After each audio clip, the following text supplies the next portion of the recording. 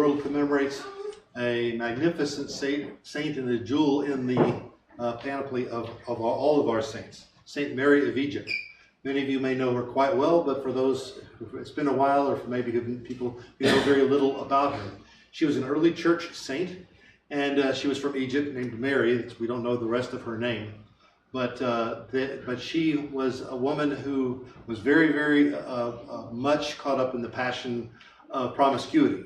And it was not out of destitution, it was just something she thoroughly indulged herself in by choice. And so she, in fact, she was not a Christian, but she heard that there was a boat heading to Jerusalem for a major feast of the church. So they thought, she decided she would just come along and get on the boat. She didn't have a fare, but she got on the boat, and then before and during earned her passage by offering her body. And so she followed the crowds into the Church of Holy Sepulchre in Jerusalem. And the crowds were filing in, but she started to walk in, and some invisible force was holding her back or not letting her in to that church. And she at first was puzzled, and then she turned to her right and she saw an icon of the Theotokos. And immediately, in the presence of that icon, the gaze of the Theotokos convicted of all the things that she had done in her life, particularly her one most notable and most known passion. And she fell on her knees and asked God's forgiveness, asked the Theotokos to intercede with God for forgiveness. And she left the church and turned her entire life around. She went first to a church and monastery that was near the site where John the Baptist was baptized on the River Jordan. And so she went there and got spiritual instruction and was baptized and chrismated into the Orthodox Church. And then she did something that was very remarkable. She left that monastery and wandered straight into the desert. I've been near the Jordan River a couple of years ago for the first time. This is a very desolate place. It is like the driest part of Arizona that you can imagine is like that. It is a very hard place for any life to sustain itself. So with just the clothes on her back and maybe a pocket full of food, she wandered into the desert. And she stayed there, and through the tools of asceticism, the denying of the pleasures of the body in every single form, she stayed there, living off the land there for a long, long time. It was said by her that she spent 17 years in a life of rampant sexual immorality, and it took living. Imagine, you have no food given to you. There's no McDonald's. There's no place to go. There's no Kroger. She had to go find her food, perhaps grow it on the harshest soil. Dry sand is basically all that is there, rocky sand. There's very, very little water, and it's very seasonable. So she somehow found a way to sustain her own life. She had no shelter. Years later, she was described. It's a long story. I encourage the whole story. I'm giving you the very nutshell of it. It's a wonderful story, very available. I encourage you to read it. A priest was sent by God to go visit her, and when he first saw her, he couldn't believe his eyes. In the middle of the desert, she'd already been in the desert for many, many years. Her clothing was almost falling off of her completely, and he was both terrified. But when he met her and talked to her, he found out he was conversing with a woman who, despite her previous life before her coming into the church, she had been transformed by her experience in the desert of extreme asceticism, of extreme depriving of the body of all the pleasures of the body of every kind. She had truly turned into a magnificent saint, and he immediately detected this. The priest's name was Zosima. And so as the story went, she told him her story. She said that for 17 years she was afflicted with the sin of promiscuity, and now she had spent 17 years after that. Through the mortification of the flesh, she was able to overcome and be healed of that powerful passion that had once gripped her very deeply. She said that was 17 years after she crossed the river and went into the desert. And then she stayed in the desert for an entirety of 47 years. Think about that. 47 years living in the desert on her own, with little or nothing to sustain her. And it wasn't just endurance, but it was endurance for the purpose of ridding her body of all the sinful desires of every kind. I'll have to pause button there for a second. One thing that I've learned in hearing confessions and talking to people in our church, Holy Transfiguration Greek Orthodox Church in Marietta, and I talk to people all the time, and then as is true in all Orthodox circles, people will come and talk to the priest either in confession or in counseling, and they say, you know, I've been struggling with this sin or this passion or this tendency, and I've struggled with it for a long time, and I just can't get rid of it.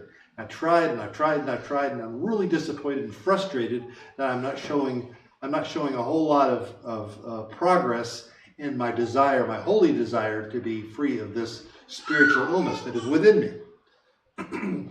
For people, and I can relate to that to some degree. You know, I think any of us who are totally satisfied with the status of our deification probably have a problem.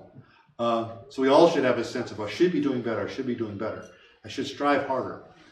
When people have come to me, I have often referred them to the life of Saint Mary of Egypt. So for example, a person may say, well, I've been struggling with this, whatever the sin may be. I said, how long have you been struggling with it? 5 years.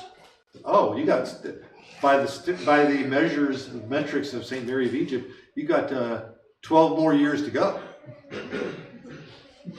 Or it may be, how long let's say it's someone that's been a lifelong tendency to commit sin, one particular passion, one spiritual illness, and that may have bothered them since childhood. And they'll say, well, I've been wrestling for this for over 40 years.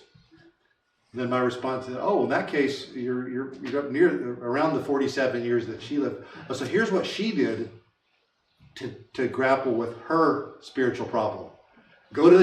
Spiritually thinking, go to the desert with no food, no water, and survive and pray all day, every day, and do nothing but ask God to help you and struggle, and volunteer to expose yourself to true, profound mortification of the flesh and the desires of the flesh. Are you willing to do that? No. Now, few of us can, to be fair, but I'm just saying that the greater the sin and the longer the depth of that sin, the more time it takes. Right now in the time of Great Lent, we're basically have been in a fairly rigorous fast, an increase in our prayer life and the church services that are offered, and we've been at this. But how long has it been? I think this is 5 weeks now. So we're now in the fifth week. 5 weeks, and what we're going through is very, very mild compared to what St. Mary of Egypt went through. So sometimes our Lord once was approached by his disciples who were trying to cast out a demon, and then they were unsuccessful. So they came to Christ and they said, Lord, why are we not able to cast this demon out? And our Lord says, this kind only comes with prayer and fasting. And I think that in this case it was a demon, but that's sort of the way our passions can be. We Americans are interesting people. We love everything quick and easy and fast, don't we? We invented the fast food restaurant. And then when that wasn't fast enough, then we invented this drive-through of the fast food. So everything, we like it quick, and we get easily frustrated when we run into something that is prolonged and takes a lot of time and effort and energy. And so, but that doesn't stand us culturally very well.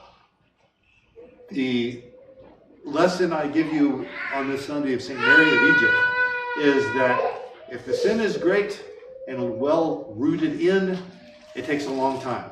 A persistent effort, and not giving up.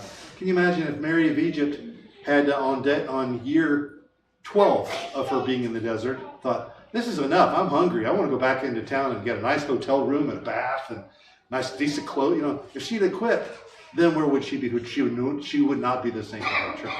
I call her experience and her image an example, as an icon for us, as we struggle with our passions and struggle with our sinful tendencies, to realize it takes a while.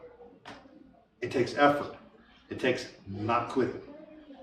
But if we do that long enough, we may not wind up being a saint, but the Grand Canyon was dug by a simple river running through a desert, and from day 5, if you watch it, I'm sure it was happening.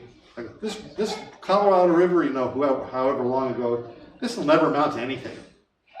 But it took the constant moving of that water in the Colorado River that created the Grand Canyon, and it took a long time. So may this, as we start rounding the final corner of Great Lent, may all of us redouble our spiritual efforts to rededicate ourselves and review our success in keeping the fast and increasing our prayer, increasing our giving to those who need it, and increasing our asking and giving of forgiveness of those who have offended us or we have offended them, and all the spiritual disciplines that are called for. By doing that, that's how we become a step, at least in the direction of a Saint Mary of Egypt. Glory to Jesus Christ. Glory forever.